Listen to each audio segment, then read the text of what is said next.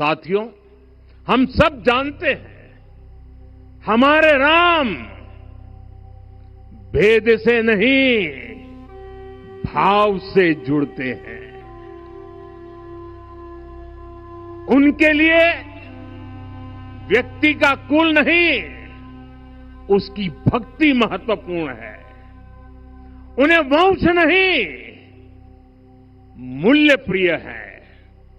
उन्हें शक्ति नहीं, सहयोग महान लगता है। आज हम भी उसी भावना से आगे बढ़ रहे हैं।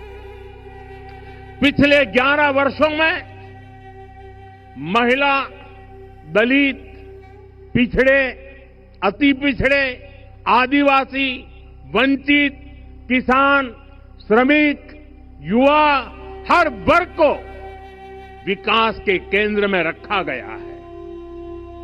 जब देश का हर व्यक्ति, हर वर्ग, हर क्षेत्र सशक्त होगा, तब संकल्प की सिद्धि में सबका प्रयास लगेगा।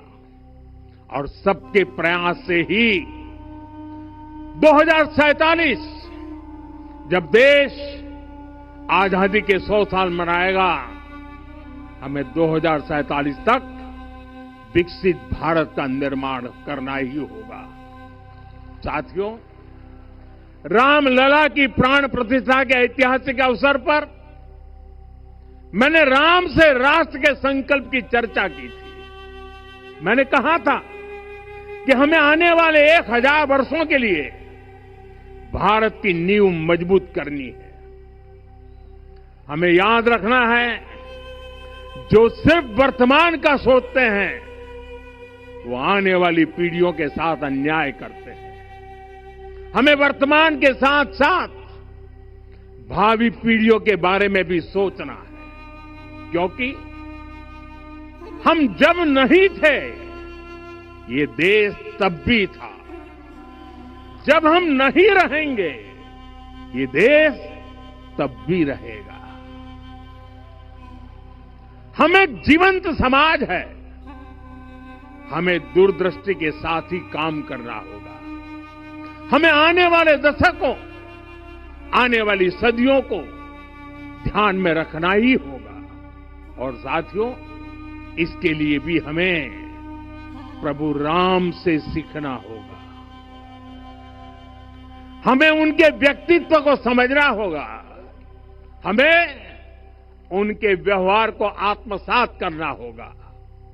हमें याद रखना होगा, राम यानी आदर्श, राम यानी मर्यादा, राम यानी जीवन का सर्वोच्च चरित्र, राम यानी सत्य और पराक्रम का संगम। दिव्य गुणे शक्र समो रामः, सत्य पराक्रमः। राम यानी धर्म पथ पर चलने वाला व्यक्तित्व। रामः सत्पुरुषो लोके सत्यः सत्यपरायण। राम यानी जनता के सुख को सर्वोपरि रखना, प्रजा सुखत्वे चंद्रस्य। राम यानी धर्म और क्षमा का दरिया। वसुधाया क्षमा गुणे है। राम यानी ज्ञान और विवेक की पराकाष्ठा। बुद्ध या बृहस्पति तुल्य। राम यानी कोमलता में दृढ़ता। मृदु पूर्वज भाषते। राम यानी कृतज्ञता का सर्वोच्च उदाहरण। कदाचन नोपकारेण कृति नैकेन तुष्यति। राम यानी श्रेष्ठ संगति का चयन। शीला वृद्धे, ज्ञान वृद्धे, वयो वृद्धे च सज्जनै। राम यानी विनम्रता में महाबल। वीर्यवान च वीर्येण महता स्वेन विस्मितः। राम यानी सत्य का अडिग संकल्प। न च अनुत्र कथो विद्वान। राम यानी जागरूक, अनुशासित और निष्कपट मन। निस्तिंद्र अपम्रत जस्व दोष परदोष विद। साथियों, राम सिर्फ एक व्यक्ति नहीं, राम एक मूल्य है, एक मर्यादा है, एक दिशा है।